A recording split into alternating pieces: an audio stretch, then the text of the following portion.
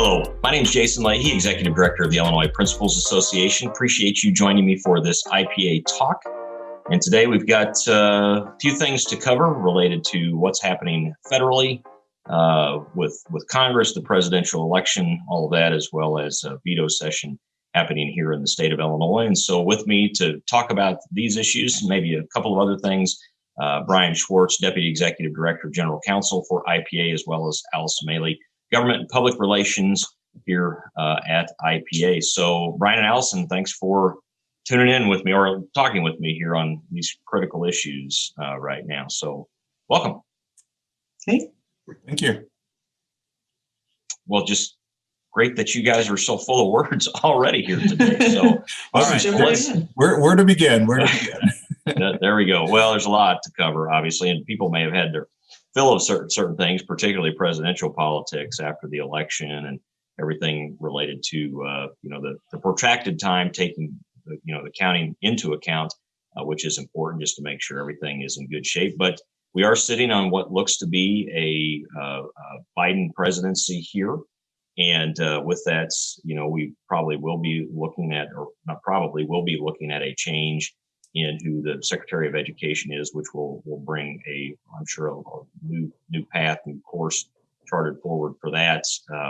But not knowing exactly what that might look like yet and who that might be, I do think in the short term here, even under the remainder of a Trump presidency, we still have talk happening from Congress. Senate Leader Mitch McConnell, Speaker Pelosi, and the Trump administration having to hopefully deal with another federal relief package and such. So, Alice, I'm going to pitch this to you. What are you hearing from that? Maybe even some things that the national associations are informing us about, and what still might transpire with a federal relief package that may or may not help states, municipalities, may or may not help schools.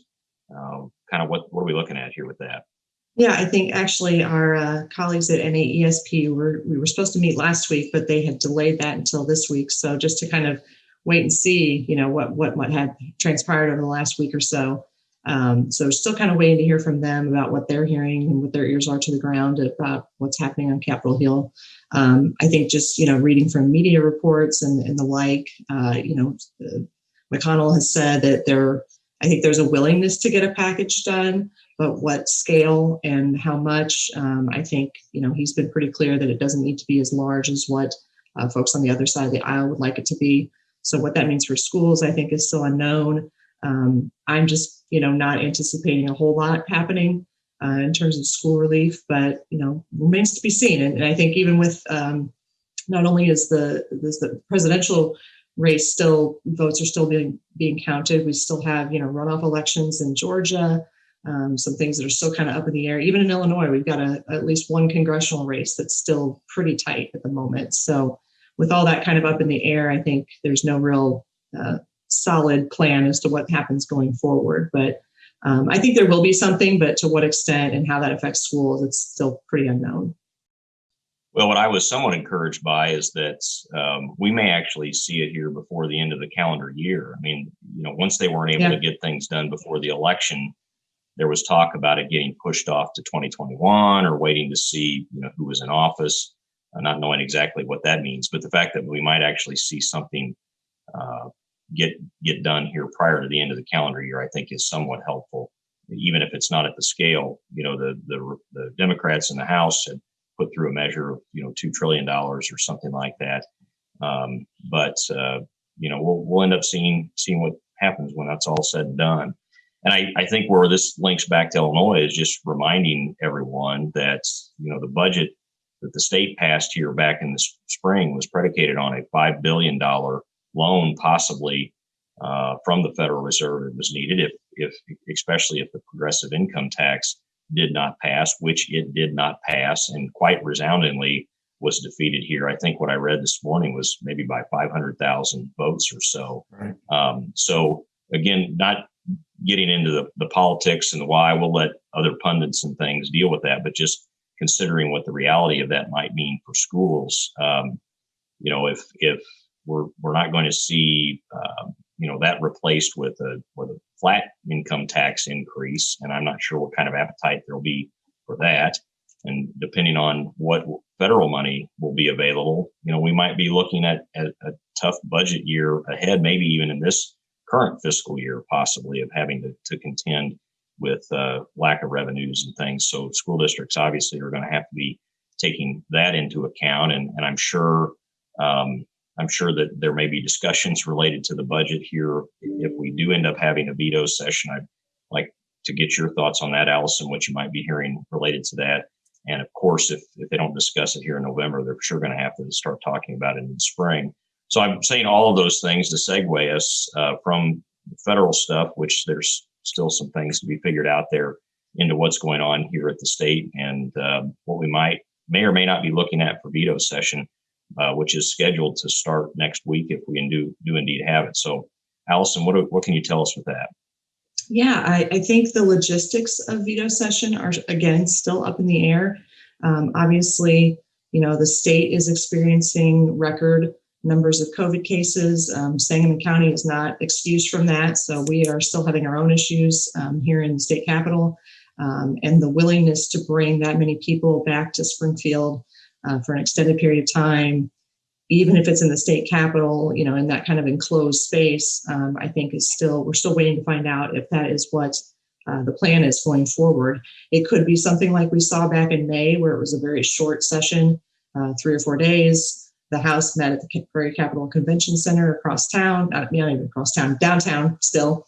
The Senate still met at the chambers in the Capitol, but really that was about it. There was really not a lot of opportunity for members of the public, for lobbyists to really be engaged with members while they were in town for those few days. So the logistics, I think, are still up in the air. Brian, do you want to say? Yeah. Well, and Allison, interesting. Am I correct in that there really are no gubernatorial vetoes for the legislature to act on this veto session? Yeah, as far as what's on the agenda, there's really nothing to do as far as the veto session, by definition. But I think what would be discussed and what the intention is to be discussed during veto session is the Legislative Black Caucus agenda, which, excuse me, they came out with, following George Floyd's murder, following a lot of the unrest over the summer, racial justice issues. The Legislative Black Caucus came up with their own agenda. They've been having meetings all throughout the fall, different subject matter hearings in different areas of policy. I've been particularly following the education and workforce development discussions that have been occurring with the Senate Education and Senate Higher Ed committees. Also criminal justice reform, looking at things like, police reform, police training, things of that nature. They've been looking at health disparities amongst races.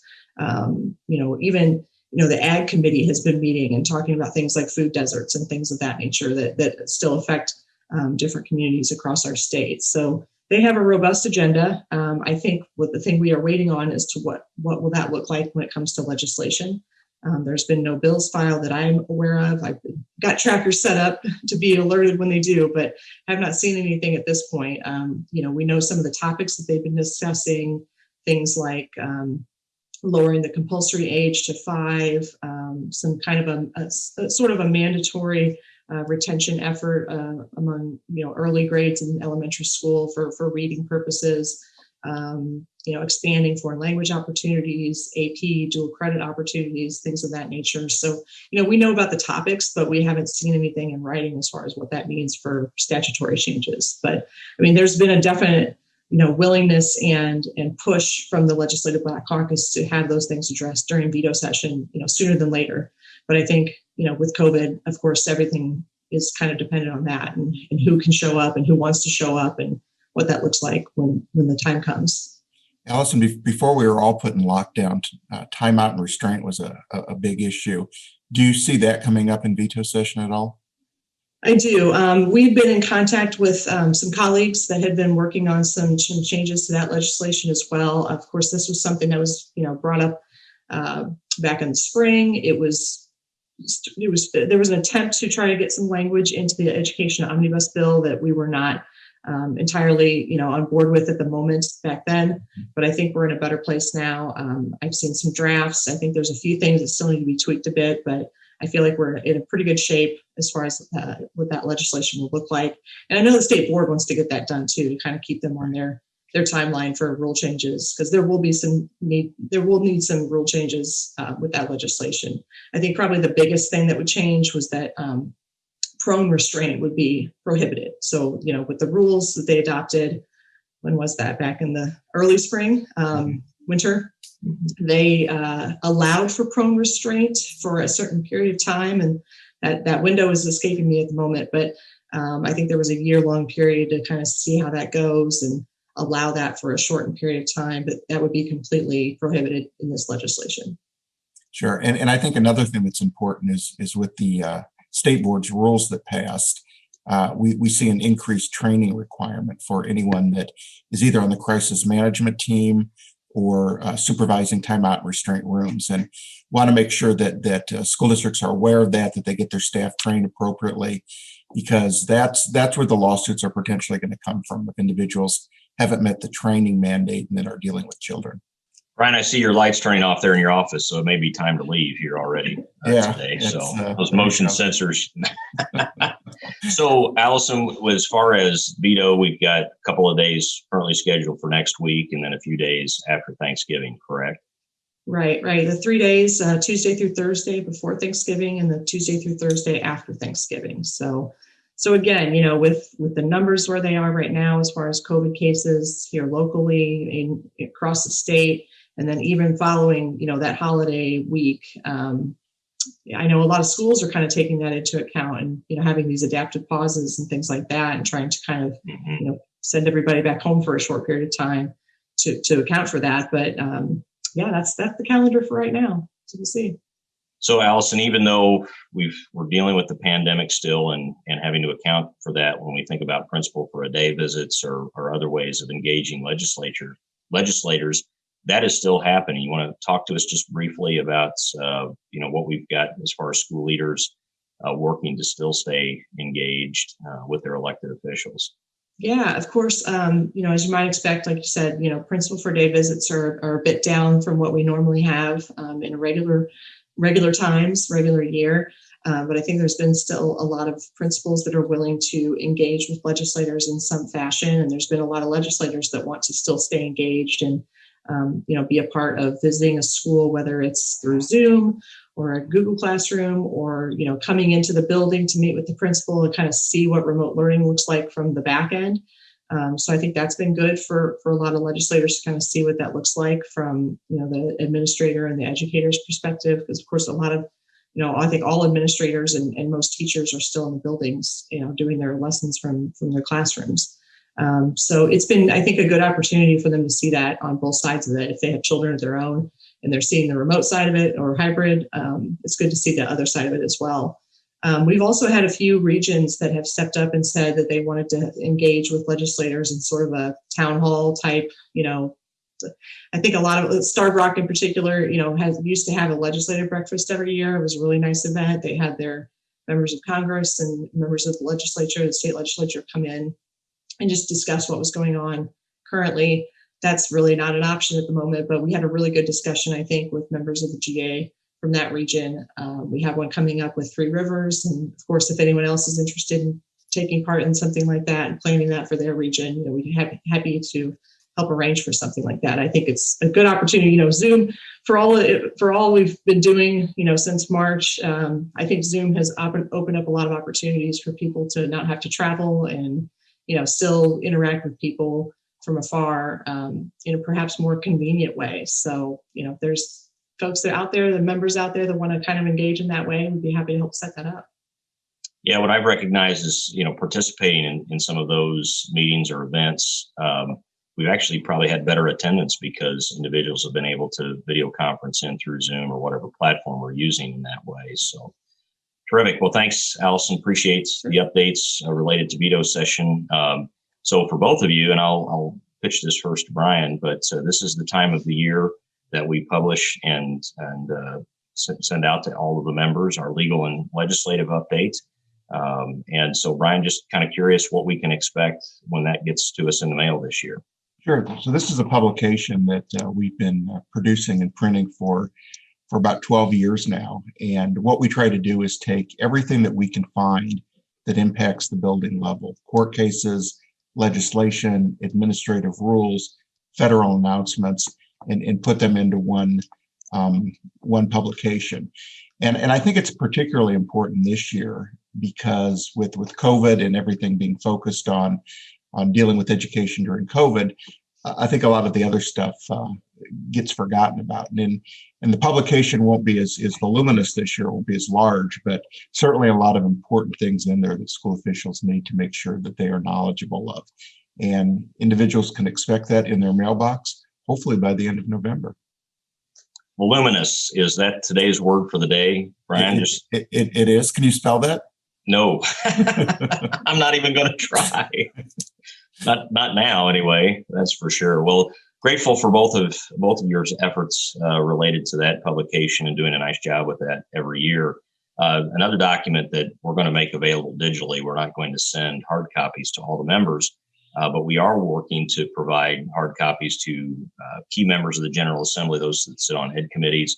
We're also going to be distributing this out to members of the state board, other stakeholder groups, and actually also be informing superintendents across the state about this. But we do have a policy brief that we're working right now and just finalized for distribution, ensuring effective and sustained principles for every Illinois community.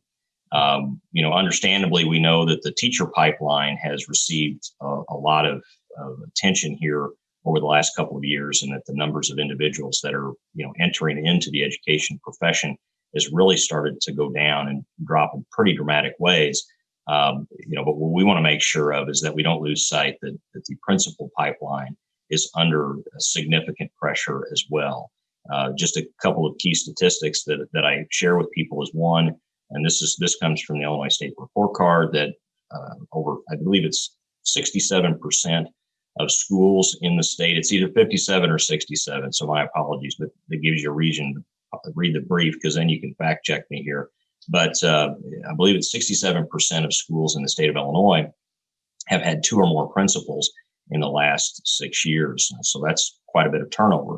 The other thing that we share out in the brief, amongst other things, is that in 2019, we only fully prepared 383 people to be principals in Illinois. So fully prepared means they completed their master's degree, they took their certification exams that are required, and also took the initial teacher evaluation and the companion assessment along with that. And obviously 383 people is not near enough to fill principal positions, plus the other positions that require that principal endorsement, like assistant principals, deans, and such. So we are I'm very careful to not use hyperbole or any of that, but I don't think it's too much of a stretch to say where the principal pipeline is concerned, we're a bit of a crisis point.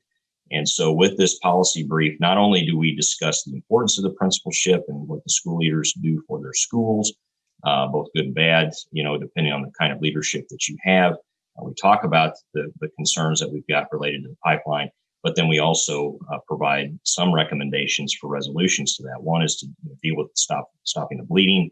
For example, we need to make sure that we're supporting current school leaders with mentoring and coaching, particularly those that are new to the profession, but also providing that for others, even more veteran, that need it. And then, when it comes to the pipeline itself, is what do we need to be doing to encourage individuals to enter into the profession? And one of the recommendations that we offer is scholarshiping individuals that desire to enter into school leadership, especially those that are in underrepresented groups, because we do have disparities between our population of students. When you look at our percentages of Black and Brown students versus, Black and Brown school leaders, we just don't have enough Black and Brown school leaders, for example, to be in alignment with the representation of our students. So we've got some work that needs to be done with that as well. So this policy brief is going to come out. For us, this is a way of offering some solutions and hopefully to at least jumpstart some conversations, because these are ideas from us. These are thoughts from us. We do believe that many of these ideas have a firm foundation to work from and have proven to work in places, but In our context, maybe not. And that's where we need to have this dialogue and think through. And maybe someone's got some other good ideas that we haven't considered that we need to take into account. But if this brief helps start those conversations for policymakers, for districts, for the advocacy groups that are working to support our educators, we're all for it. And so be on the lookout for that as well. And we'll make sure to link to that as part of this IPA talk. So that's just another thing for us to be on the lookout for. But before we wrap up here, we do want to put in a plug for something else that typically happens around this time of the year. So Brian, you want to share a little bit about that with us? Right. It's our annual salary and benefits survey that we've been doing for a long time. This year, we're partnering with Hazard, Young, IPA and Associates to really modernize our survey, and individuals will be able to break it down by region, position, and other demographic factors to determine what the average salary and benefits would be for a similar person in their position. So we're very excited about that. There should be a link in everyone's mailbox. So please fill that out by November 30th. And we're real excited to see what results that yields this year. You bet. And just to clarify too, to make sure that all principals, assistant principals, and deans receive the link, because we're looking for both members and non-members to share that information for us. And what's going to be really terrific here in partnering with Hazard Young, Brian, you mentioning the ability for people to kind of do some comparison work between themselves and others in similar schools, or those that are not similar. They're going to get a web-based tool that they're going to be able to utilize for that. So be on the lookout, and modernizing the survey, that's absolutely the right way to describe it. So excited about that and what's to come. So Brian Schwartz, Allison Maley, thanks for all the terrific information, the updates, those kinds of things. Wish everyone a terrific holiday here. Of course, this might end up being, maybe not, the last IPA talk for the season. So we'll see before we get into Thanksgiving and everything that December brings. But grateful for both you and what you're doing. My name is Jason Leahy, Executive Director of the Illinois Principals Association. If there's anything IPA can do for you, as always, you feel free to give us a call or check us out on the web at www.ilprincipals.org. Take care.